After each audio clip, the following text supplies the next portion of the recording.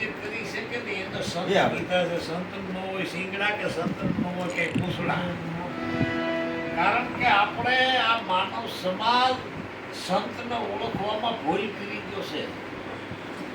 ભગવાનને ઓળખવાની પામવાની આપણે મહેનત નથી કરવાની, પણ જે સંત છે ને એને ઓળખી લઈને આપણે, અને જો એ સંત સાચો મળી જાય તો એ તો વિષય એનો છે. જેવી રીતે આપણા મા બાપ પીડ્યા હોય, આપણને કોઈ દરદ થયું હોય, દરદ થયું એટલે એની શું દવા કરવી, શું કરવી આપણને કાંઈ ખબર નથી. એટલે કોઈકની સલાહ લઈ આપણે કોઈ સારો ડોક્ટર તો નથી દુખે છે પેટમાં, તો ઓળી કોઈ એના અનુભવી હોય કે ભાઈ મને આ ડોક્ટર બહુ સારો છે અને એ ઓપરેશનમાં સફળ થાય છે ને એનાથી લગભગ કેસ બગડતા નથી, એટલે તમે ત્યાં પહોંચી જાવ તો તમારી જિંદગી બચાવી હોય તો.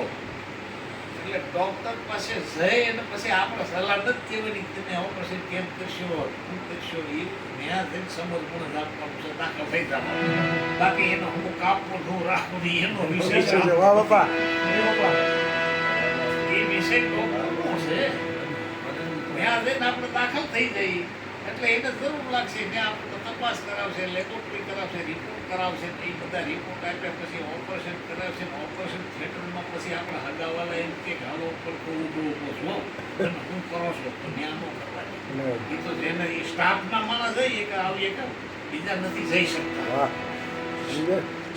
ત્યાં અંદર શું થાય છે, ઓપરેશન થાય છે. ઓપરેશનમાં બીજું કઈ હાર્મ નથી કાઢી નાખતા, જે ખરાબો જે નુકસાન જ કાઢે છે.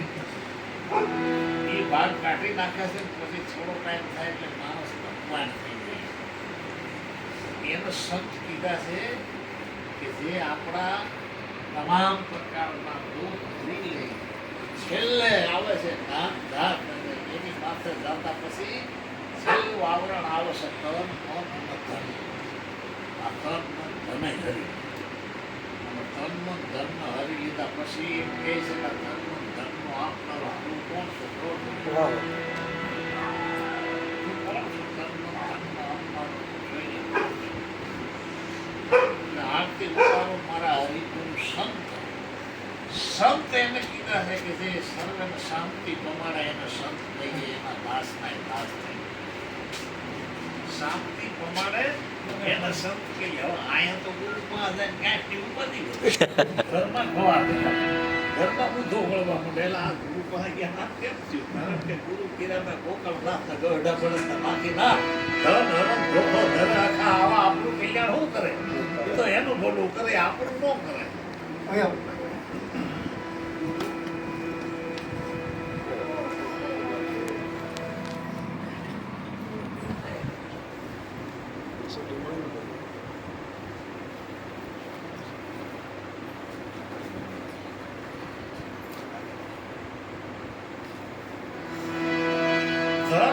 ધોખો ધરે આખા આવા ગુરુ આપણું કલ્યાણ કરે, એ આપણું કલ્યાણ થાય. કારણ કે એનું નથી થયું.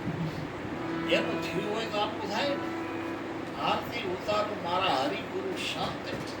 શું કામ આરતી ઉતારું છું? એને છોડાવ્યા મારા સર્વે ભક્ત. મારામાં જેટલી અજ્ઞાનતા હતી, અંધશ્રદ્ધા હતી, કુરિવાજો હતા, મારામાં જેટલી અઝરડાઈ હતી, મારામાં જેટલી વાંગરડાઈ હતી, હું જેટલી સળેલાઈ હતી, જેટલું ડફોળાઈ કરતો હતો ને આવું બધું ભર્યું હતું, એ બધું એ મારા ભક્ત બધા છોડાવી દીધા.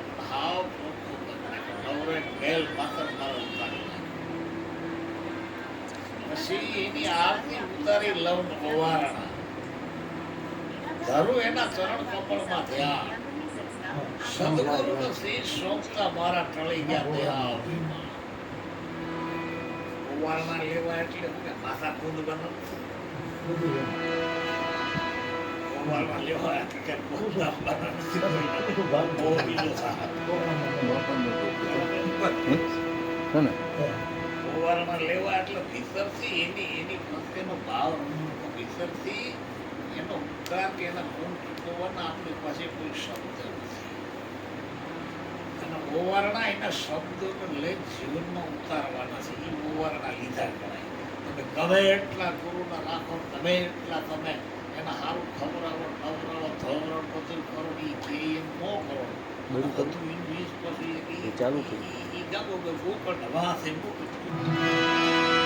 ઈ જાય એટલે વાહ બધું ઊંધું વળી જતું હોય તો એનો કોઈ અર્થ નથી. સદગુરુનો શ્રી શોધતા મારા મટી ગયા દેહના અભિમાન. દેહ અભિમાન કોને કીધું છે?